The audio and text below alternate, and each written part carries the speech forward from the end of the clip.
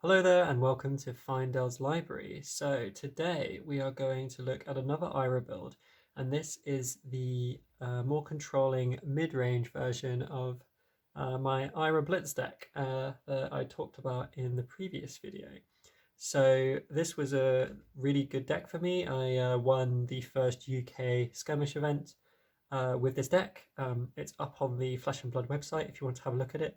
And I got featured in one of the post-skirmish reports on the Flesh and Blood website, which was really good. And it was really exciting for me to be featured up there on the website and was really validating for my foray into competitive Flesh and Blood. It's a really fun deck to play and it's got some interesting stuff going on. I wouldn't build it this way and I don't build it this way anymore.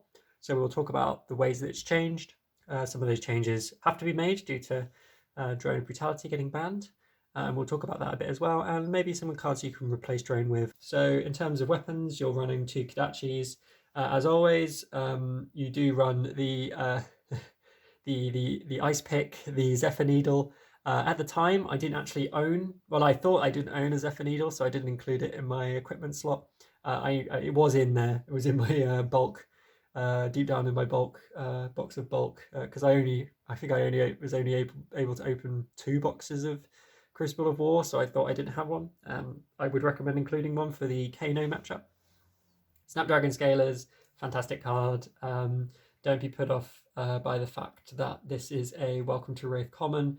It is fantastic in the deck. It's very good at closing out games by giving cards that don't have go again, and hitting for 4 times in a row to get that additional damage in to win the game. So be careful how you use it. You may want to save this to the late game, and you probably do want to save it to the late game. Though there are occasions where you might feel the momentum slipping away from you and you decide to crack it early just to regain a bit of tempo. Fyendal Spring Tunic. So yeah, we're not running the Vest of the First Fist anymore. The Tunic is more consistent and this is more consistent. This is a more consistent build, so we would just rather have that 1 energy every 3 turns. It's also really good at enabling some of our 2-cost attack action cards, so you can still go Kodachi attack action card. So with the extra resource from the Tunic and a blue pitch, so it's a really nice card. And don't forget that it blocks for 1. Sometimes that is the right decision to make, especially against Dorinthia, to prevent a counter. Sometimes it's worth giving up the Tunic for that. Breaking Scales, Breaking Scales. It does win you games.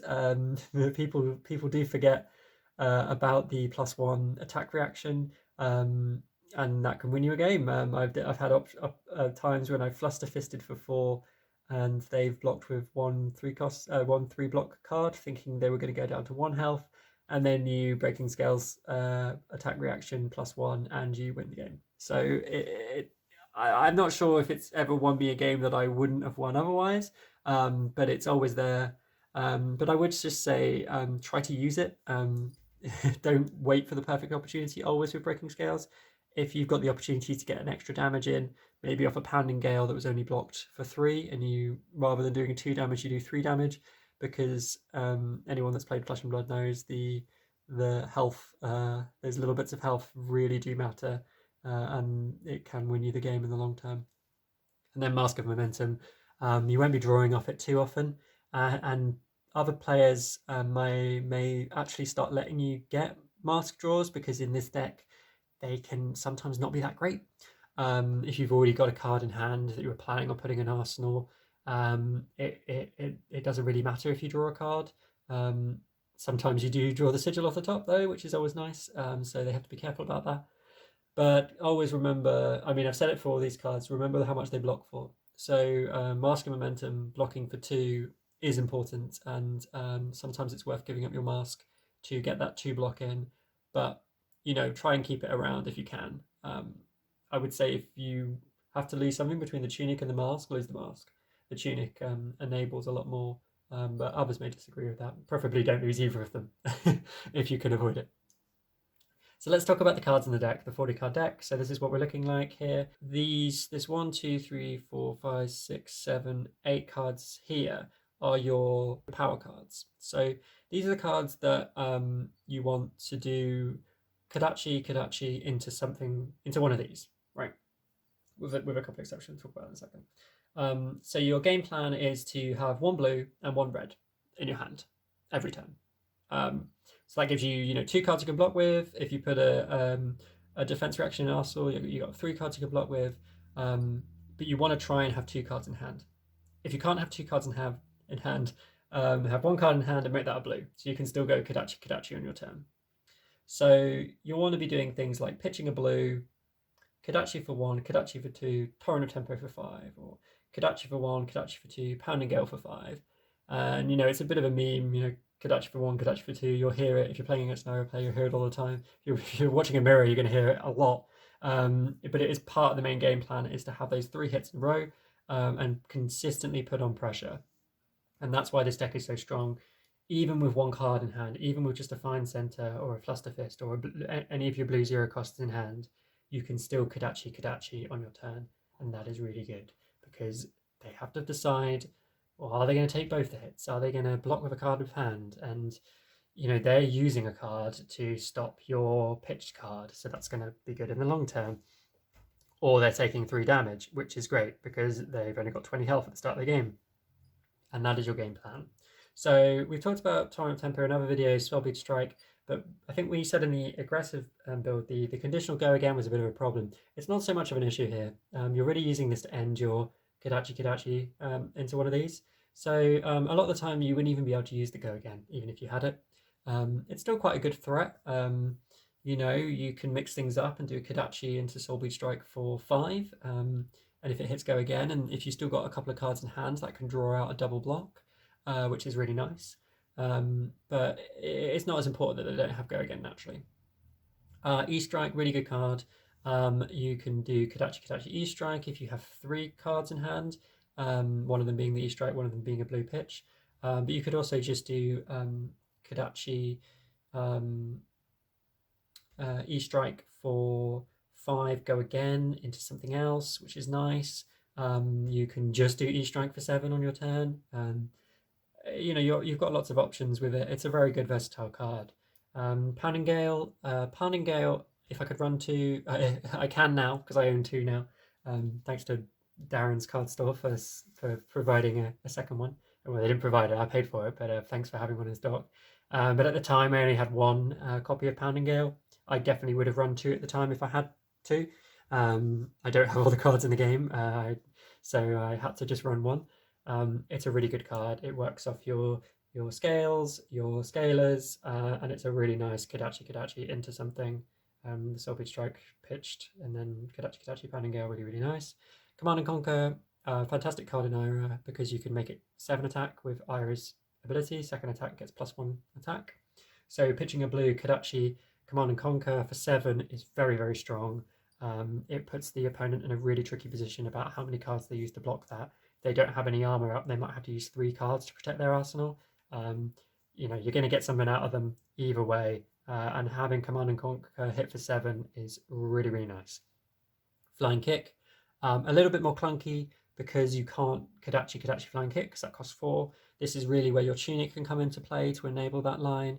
But you can also do Kodachi Flying Kick, which means Flying Kick will hit for 6 because of Ira's ability. So it's not the worst thing in the world. It's not what you want to be doing, but it's an option. I often find myself using this card to block with because I'm looking at my cards in hand and I'm not able to use this card effectively on my next turn, normally because Tunic isn't up. And I would just rather do something else, like play Torrent of Tempo as my 3rd attack or Pounding Gale as my 3rd attack. So this often get used for blocking. Drain of Brutality, it's a banned card now. At the time it was not banned. I personally think that this card being banned is a buff to Ira. You used to run it because of the Ira mirror, and then you would never run out of red power cards in the late game because this would just go back into your deck. That's what it does. It always goes to the bottom of your deck when it would go to the graveyard. So being able to Kodachi with a blue pitch into Drone of Brutality for 7 in the late game is really strong. But the fact that it's gone now is actually not a big deal, and it's meant Ira's basically got 2 free free card slots in its deck. So we've been able to be quite experimental with what we put in there, and with the jury's still out on what the best thing for that is. I may do a follow-up video in the future that goes into detail about what you can swap those drones for. Flusterfist Red, really, really like this card. I ran 2 because I didn't have a second Pounding Gale, and it was a bit of a revelation about how much I enjoyed this card. It allows you to, if this is the only card you have left in your hand, you can still hit for 4, which is really, really nice. If you happen to have, there's not many yellows in the deck, but if you do have a yellow, you can yellow pitch and then Kodachi Flusterfist. In fact, if you've drawn a terrible hand, you've got 2 reds, and your Tunic is up, you can still use the Tunic resource, pitch a red, Kodachi Flusterfist, which can save you in some situations. So it's a bit like Soulbead Strike, except because you don't often really care about the go again from Soulbead Strike, it's almost better because it can be buffed by Breaking Scales and it can be buffed by Flick Flack when you use it to defend. So it's a really nice card, and I probably wouldn't have run 2 if I hadn't have not had if I had the second copy of Pounding Gale. So actually, it was a bit of a revelation, and I really enjoyed running it in the deck, and it did come in handy a lot. Speaking of which, speaking of coming in handy a lot, Flick Flack, it's a fantastic card, blocking for 4 for 0. The red one. It's almost like 0 cost block 6 if you can do the thing with the combo. Oh, it's fantastic. This is really, really good in so many different matchups. It's a great card to get into Arsenal. And yeah, when you're up against Dorinthia, those defense reacts are pretty clutch. You don't want them to swing again with Dawnblade, but if they do, you often have it covered with the 5 block from a single combo card. And you can even throw in the 1 block from the Scales to block for 6 on the second Dorinthia swing to even cover an attack reaction if you think they've got one of those. So it is really fantastic. Sink Below, a lot of people run Springboard Somersault, which is yellow pitch. It is block for 2, but block for 4 if it comes from the Arsenal. I was finding I wasn't able to get Springboard into the Arsenal effectively enough, so I decided to swap them out for Sink Belows. I go back and forth on it all the time. I do recognise that Springboard is a really good card, but I like just being able to block for 4 from hand. It's really good against things like an Ironsong Determination turn from a warrior coming in for 4, and if you've got Springboard in hand, it's not that great, and she can shut them down. It's nice in the Arsenal as well, and it could also fix your hand with a Sink Below effect. If you've got 3 blues and Sink Below in hand, you can sink something, send a blue to the bottom of your deck, draw a card, and it could be one of your red cards, and then you're back on the driving seat, which is really, really nice. Sigil, anyone that's played Blitz knows, Sigil is a really strong card. It basically blocks 2 Kodachi hits for 1 card. It can get you out of Steel Blade Shunt range from Warrior, which is really nice. It's really good against Kano. Sometimes a Kano player will look at your health and say, okay, I can deal that much health. I'm going to pop off now and not block your attack. So like just go for the kill. And then if you reveal a Sigil, well, if you play a Sigil, that can throw their maths off completely, and then you win the game. Lastly, very good against Command and Conquer if you've got the Sigil in Arsenal. Remember, if you've got a spare place in the Arsenal, you may as well just stick the Sigil in there rather than using it to heal. And then sometimes you bait out the Command and Conquer, and that turns Command and Conquer from 2 cost deal 6 destroy Arsenal into 2 cost deal 3 and the Sigil, because you can just play it before the damage, so it doesn't get destroyed, which is really, really nice. Red Unmovable, a bit of a meme. I was just tired of losing to Warrior and Dorinthia, and I went into the skirmish, and I didn't come up against. I did come up against a couple of Warriors, but this was really it was quite good. It was good against E-Strike. So in the semi-finals, I was up against a Kasai, and we were really in the late game. We were both on very low health, and he managed to keep 2 cards in hand to do an E-Strike for 7. Which I could have blocked with 2 cards in hand, but the 1 damage would have been enough. I think it would have put me, I don't think it would have killed me, but it would have put me on 1 health, which would have meant that he could then play a Steel Blade Shunt to kill me, and I'd have to basically stop using my Kodachis, which would have been terrible. So the Unmovable shutting down the E-Strike completely was really, really nice. So I don't play it anymore. And these days, Warriors run a lot of Dauntless, which makes your defense reacts cost 1 more. The first one you play each turn costs 1 more. And you can't play 4 for this. It's too much to pay. So yes, I don't run it anymore. But I still like the fact that this build is on the Flesh and Blood website, and there's just a red Unmovable on there. And I like to think what people think when they see that. Yellow Flick Flack, yeah, similar to red Flick Flack. Good that it blocks for 3. Very good against Warrior, and then attack reactions to go up by 3. Rising Knee Thrust. Actually, all these blue cards we can kind of talk about together. They're combo cards, so you can buff them with Flick Flack. They pitch for 3, so you can do your Kodachi hit. And that's kind of their purpose, apart from a couple of exceptions. So Crane Dance can lead into Find Center from a Soulbead Strike as well. So Soulbead Strike, Crane Dance, Find Center is a combo line. But you can also Crane Dance, Snapdragon, Find Center. I wouldn't recommend doing that, but you can. That creates a Zendas token if this Find Center hits. And it often does because it can't be defended by cards with cost less than the number of chain links. So if it's 3, it can't be defended by cards with less than 3, which is most cards in the game. That includes equipment. Equipment counts as having 0 cost. The Zen State reduces 1 damage from any attack. And lastly, the blue Flick Flack, just to touch on that very briefly, it's very good in the Ira Mirror. It's very good for blocking the second Kodachi hit. And then if they're going to come in with something like a Pounding Gale, Torrent of Tempo, you've got that covered with a blue combo card or a red combo card. One thing to bear in mind is the only time when you don't want to use it for the second Kodachi is if you think they've got a Command and Conquer in hand, because they could just go Kodachi Command and Conquer for 7. And if you can get that read correct, you can Flick Flack the first Kodachi, and then you can block the Command and Conquer with a combo card and maybe like your Mask or something, or maybe like maybe still 2 cards, but because it's coming in for 7, that's still quite a good deal to block with 2 cards rather than 3. So that's the deck. Very briefly, we'll just talk about the drone ban. So I think I'll do a separate video where I talk about this in detail, but so you can't run drone anymore. So a lot of people have put the Razor Reflexes back in. So I actually took Razor Reflex out because the opponent always thinks you've got it anyway. So it was still getting good blocks out of people.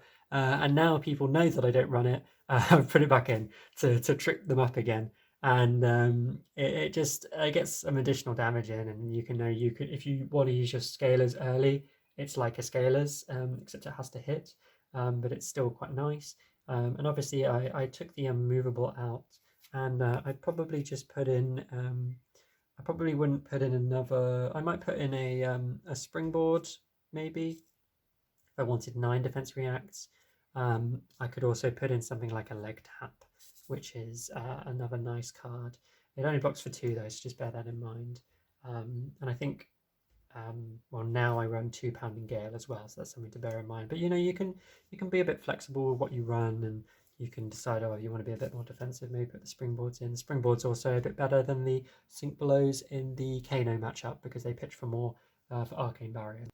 So that is the deck. I hope you've enjoyed listening to this. I really love this deck. I mean, I won my first skirmish with this deck. Got to be on the Flesh and Blood website, which was fantastic. And even if you don't play Ira, I hope you found it interesting to see how the deck operates, and hopefully it will.